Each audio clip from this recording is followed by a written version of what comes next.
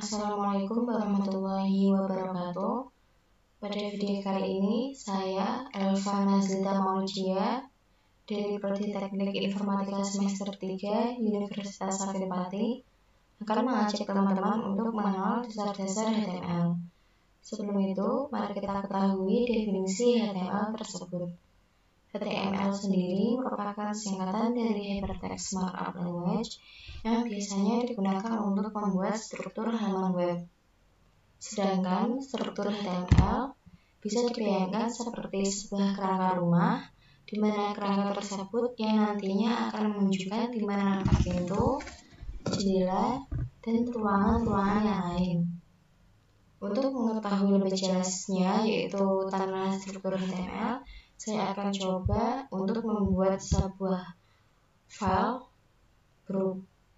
Saya akan coba untuk membuat file, yaitu file hello-world.html. Nah, kurang lebih seperti ini struktur HTML. Di dalam struktur HTML ini terdapat beberapa bagian penting seperti head atau bagian kepala yang berisi title atau judul dan juga metadata. Di dalam head sendiri kita bisa menyisipkan alamat link menuju direktori lain atau file lain seperti file CSS maupun file JavaScript. Sedangkan di dalam bagian body atau badan kita bisa menyisipkan konten seperti teks, gambar, dan lain-lain. Nah, kita bisa mengisinya langsung menggunakan tulisan atau teks. Kita beri contoh untuk mengisinya dengan teks hello world. Nah, kita lihat apakah muncul di halaman web hello world.html atau tidak. Nah, ternyata muncul hello world seperti yang kita tuliskan sebelumnya. Tapi di file ini atau di halaman ini judulnya masih berupa dokumen. Kita coba untuk menggantinya. Nah, dokumen ini kita ganti menjadi hello world.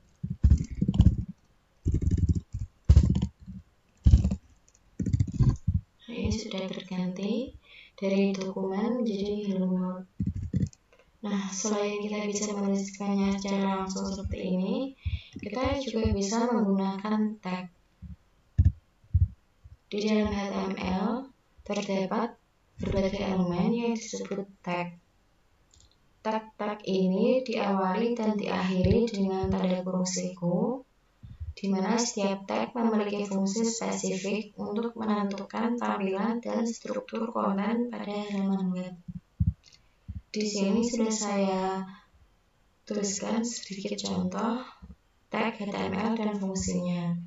Yang pertama yaitu tag heading yang dituliskan sebagai H1 dan juga H1 sampai H6, di mana tag ini digunakan untuk mendefinisikan judul atau heading pada suatu halaman web.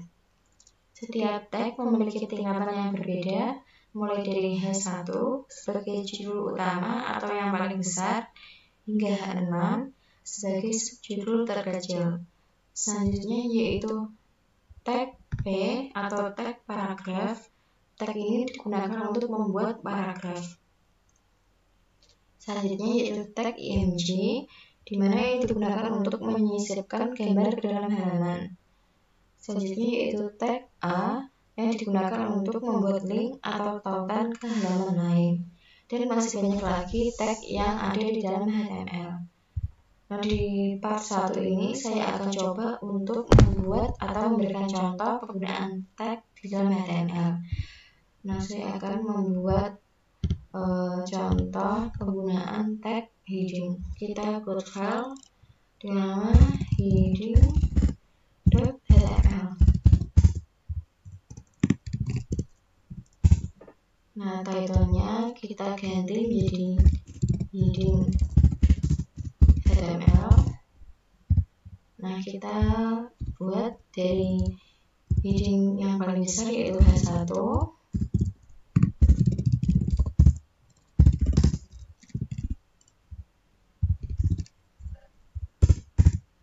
lalu kedua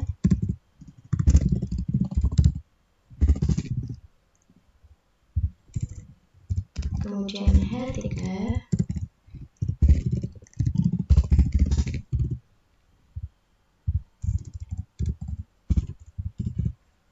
H4,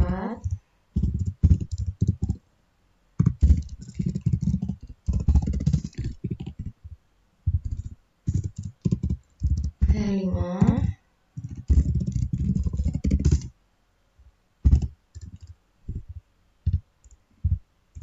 dan yang terakhir atau yang paling kecil yaitu H6. Nah, kita coba lihat apakah tampilan heading ini akan terlihat atau tidak di halaman web yang sudah kita buat ini. Nah, terlihat heading HTML yang berisi tampilan contoh penggunaan heading dari heading 1 sampai heading 6. Dengan heading 1 ini merupakan tampilan judul dengan tag yang memiliki teks paling besar, hingga heading 6 yang memiliki ukuran teks paling kecil. Setelah mencoba membuat atau mengaplikasikan tag heading ke dalam halaman web, saya akan coba untuk membuat file paragraf.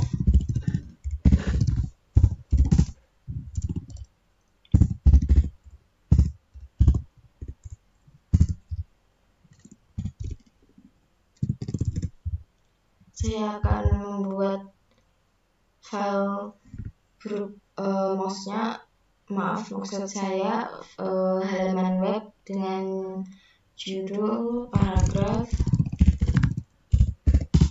HTML. Nah, kita akan menggunakan tag P atau paragraf. Nah, di sini kita bisa menuliskan kata atau kalimat sesuai yang kita inginkan. Nah, saya di sini akan memberikan contoh dengan menggunakan rem 50, dimana ini nanti akan berisi 50 kata yang bisa kita dapatkan secara instan. Nah, karena teks ini membentang ke samping, saya akan coba untuk membuatnya agar lebih mudah kita baca. Nah, sekarang kita sudah bisa membacanya dengan jelas. Saya akan coba untuk memastikan apakah teks ini bisa ditampilkan di halaman web yang sudah kita buat.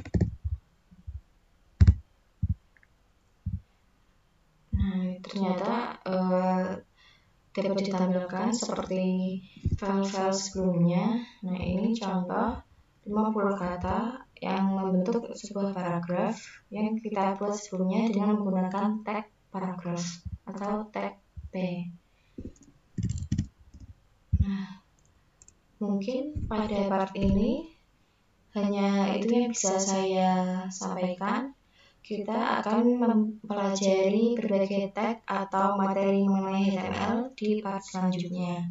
Untuk yang sudah menonton sampai akhir, saya ucapkan terima kasih dan mohon maaf apabila ada kekurangan dalam penyampaian kata. Wassalamualaikum warahmatullahi wabarakatuh.